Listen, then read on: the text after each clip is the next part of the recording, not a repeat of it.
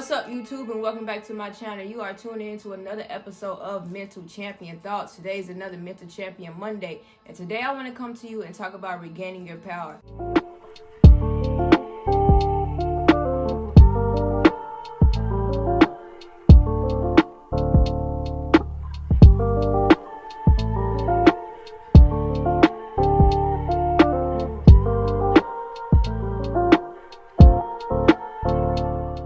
I think today's topic is a good topic for us to cover, especially with it being December 21st, a day where we're supposed to embrace all these new powers, just connecting more with the supernatural things that are happening around us. So today I'm going to come and give you 9 tips that I found helpful that have helped me just get more in tune and regain my power within myself. So the first tip is going to be, don't waste your energy complaining.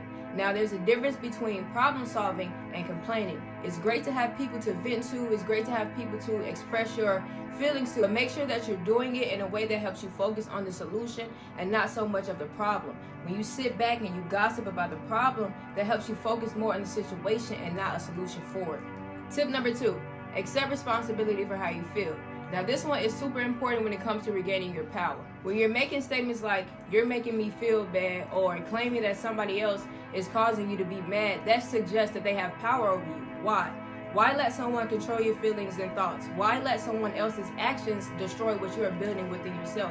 It's okay to feel that way. It's okay to be that way. It's okay to be you. You have to accept that responsibility for how you feel and not be ashamed about it. Tip number 3, you have to establish healthy boundaries. Now, this one is one that I struggle with just because I am a Cancer and I'm naturally empathetic to people that I care about or different situations that I care about. So I always want to give off the successful energy or positive energy that I have within myself.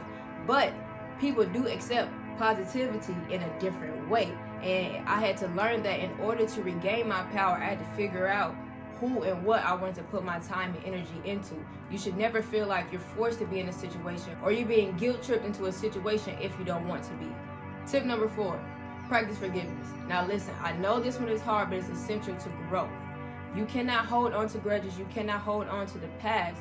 I mean, you can, but it's causing more damage to you than it is the actual person that you feel like that did you wrong at the time.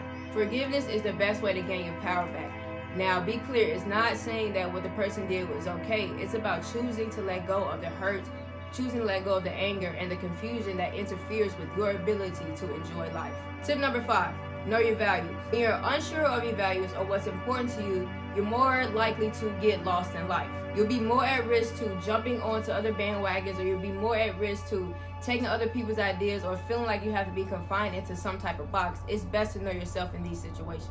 Tip number 6, don't waste your time on unproductive thoughts. If you have thoughts that aren't motivating you, or if you have thoughts that are not inspiring you to get closer to that goal, go ahead and toss that thought out. Have you ever spent so much time thinking about what you have to do tomorrow that it takes up the presence of today? Now, not only is it taking up everything that you have to do tomorrow, but it's also wasting away the time that you have in front of you right now. Tip number 7, avoid situations and language that make you a victim. When you say things like, I have to go do this, or I need to go do this, it shows that you're not enjoying what you're doing. It's showing that you have no passion behind what you're doing. So at fault, it's just going to be a negative thought that comes instantly. You have to change the language from saying what you have to do and say that you get to do different things. You have to be appreciative of different opportunities and situations that are present to you, because not everybody has access to that. When you change the narrative from I have to go do something to I get to go do something, it changes I have to go to this program to I get to go to this program, and maybe it'll give me an opportunity to go out there and share my experiences and inspire somebody else to be a better person as well. Tip number 8, separate your self-worth from the opinions of others. Now, it's okay to listen to the criticism and take it and analyze it, but never let the opinions of others determine your self-worth. If you do, you get lost in making everybody else happy and not taking that time to really spend with yourself and make yourself happy. You'll get lost in your own self-worth and your own values. And tip number 9, be willing to stand out in a crowd. Having insecurities and not knowing yourself will cause you to want to belittle yourself and disguise yourself, and who wants to do that? Always let your purest self show. Trust that you are mentally strong enough to stand out and be different. I thank you all for tuning into this video. I hope that by the end of this video, you all are inspired. I hope these tips can help you become a better person. If you like this video, go ahead and give it a thumbs up. Make sure that you're staying connected on all social media platforms. That's Instagram at Bridget the G, Follow the brand at Never Surrender 4, website www.neversurrender4.com, and also on Facebook at Never Surrender 4. Make sure you go ahead and like, share, comment, and subscribe to the channel. Thank you again for tuning in. As always, never surrender.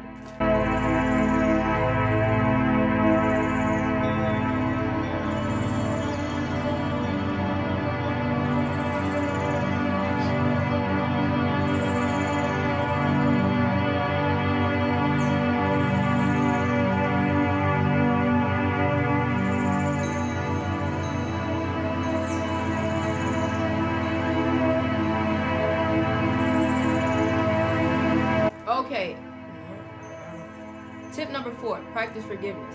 Now, I know this one is hard, so listen. It's a